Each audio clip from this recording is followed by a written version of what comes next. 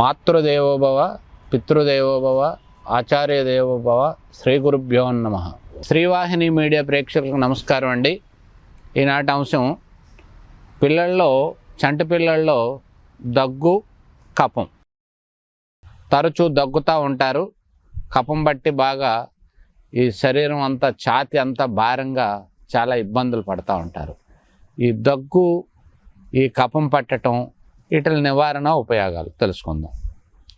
చిన్నపిల్లలకి కాలాంతీతంగా అంటే 6 నెలలు పైబడిన పిల్లలు, సంవత్సరం పిల్లలు, సంవత్సరన్నర పిల్లలు, 2 సంవత్సరాల పిల్లలు, ఈ పిల్లలలో ఎక్కువగా ఈ దగ్గు రావటం, ప్రతిసారి కఫం పట్టడం, వాంతులు జరగటం, ఇట్లాంటి ఇబ్బందులన్నీ చూస్తూ ఉంటారు. ఈ పిల్లలకి ఏమిటి చేయాలంటే ఆహార నియమాలు చూసుకోవాలి. పిల్లలకి ఇచ్చే పాలు, ముఖ్యంగా దగ్గు రాకోకుండా ఉండాలంటే దానికి అద్భుతమైన రెమెడీ ఉందమ్మా. దానికి పొట్టశుద్ధి చేస్తూ ఉండాలి అప్పుడప్పుడు. ఈ పిల్లలకు పొట్టశుద్ధి చేయడం ఏమిటంటే దాని ప్రక్రియ వేరే ఉంది, దాని గురించి మళ్ళీ చెప్పుకుందాం. ముందు దగ్గు నివారణ చేసుకోవటానికి ఏమిటి చేయాలంటే, పిల్లలకి చల్లని పదార్థాలు, చంటి బిడ్డ తల్లికి పాలిస్తే కనుక ఆ తల్లి శీతల పదార్థాలు అనగా కూల్ డ్రింక్స్ కానీ, ఐస్ క్రీములు కానీ, ఫ్రిడ్జ్లో వాటర్లు కానీ, ఫ్రిడ్జ్లో పెట్టిన మంచినీళ్ళు, ఫ్రిడ్జ్లో నిల్వ చేసిన ఆహారాలు తినకూడదు. అట్లాగే జిగురులైన ఆయిల్ తినకూడదు. స్వచ్ఛమైన ఆకుకూరలు, పప్పులు, ధాన్యాలు, అట్లా పళ్ళ రసాలు ఇవన్నీ తీసుకొని చేస్తూ ఉండాలి. తల్లి తీసుకోవాల్సిన ఆహారం.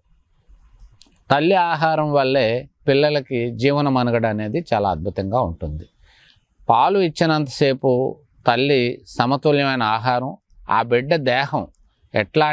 దేహస్థితి ఎట్లా ఉంది అనేది చూసుకొని, ఆ దేహస్థితికి అనుగుణంగా జీర్ణించుకునే శక్తి ఉన్నటువంటి పిల్లలు కొంతమంది ఉంటారు.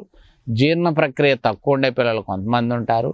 అట్లాంటప్పుడు తల్లి నుంచి పాలు తీసుకున్న పిల్లలు, ఈ తల్లులు ఏం చేయాలంటే ఆ పిల్లలకి జీర్ణం అవుతుందా లేదని చెప్పేసి ఈ తల్లి తీసుకునే ఆహార మార్పులు అనేవి చేసుకోవాలి.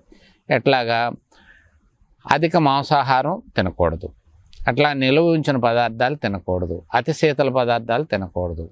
ఈ తల్లులు ఏమిటి చేయాలంటే వీరి ఆహారంలో వాము, అల్లము, పచ్చి పసుపు, సొంటి, మిరియాలు, లవంగము ఇవన్నీ కూడా నిత్య దినుసుల్లో వారు తీసుకునే ఆహారాల్లో, కూరల్లో కానీ, చారుల్లో కానీ, పొడుల్లో కానీ వారు తీసుకొని సమృద్ధిగా నువ్వుల నూనె, ఆవు నెయ్యి అవి కూడా ఆహారంతో పాటు తీసుకోవాలి.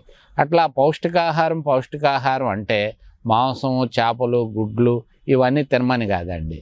చక్కటి సాత్విక ఆహారం చాలా ఇష్టంగా కడుపు నిండా భుజించి ఆకుకూరలు, పప్పులు, పప్పు ధాన్యాలు ఇవన్నీ తీసుకొని, మనం చెప్పుకున్నట్టుగా ఇందాక తులియాలు చెప్పుకున్నాం కదండి, ఆ తులియాలన్నీ కూడా వాటి పొడుల రూపంలో కానీ, అట్లా గింజల్ని కూరల్లో వేసుకోవటం కానీ, చారుల్లో వేసుకోవటం కానీ ఇట్లా చేసుకొని మీరు ఆహారం తీసుకొని ఆ బిడ్డలకు పాలిస్తే చాలా అద్భుతంగా కఫదోషం నుంచి నివారణ చేయొచ్చు. అట్లా చేసినప్పటికి కూడా పిల్లల్లో కఫం పెరుగుతుంది, దగ్గు వస్తుందంటే దానికి అద్భుతమైన రెమెడీ ఉందమ్మా. అద్భుతమైన రెమెడీ మనకి అల్లంలా ఉంటుంది ఒక మూలిక, దుంపరాష్ట్రము అంటారు దాన్ని.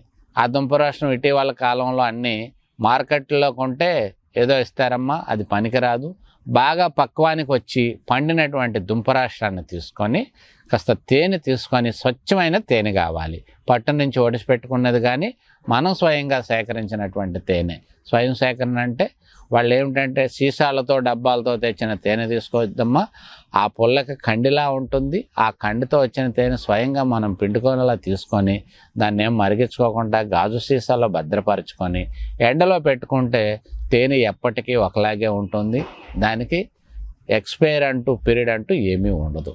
అట్లాంటి తేనె కొద్దిగా తీసుకొని ఈ దుంపరాష్ట్రం మూలికని సానరాయి మీద పెట్టి కొద్దిగా తేనె వేసి బాగా రంగరించి ఆ గంధం తీసి శుభ్రంగా నాలుగుకి వారానికి 2 పర్యాయాలు రాస్తూ ఉంటే దగ్గు అనేది చాలా అద్భుతంగా తగ్గిపోతుందమ్మా. కాకపోతే మార్కెట్లో దొరికే దుంపరాష్ట్రం అనేది దానికి వేరే ఏదో మూలికలు ఇస్తూ ఉంటారు, అది కాదు, ఒరిజినల్ అయి ఉండాలి.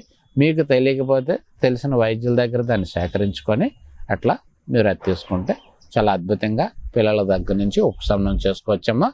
ధన్యవాదాలు. శుభం.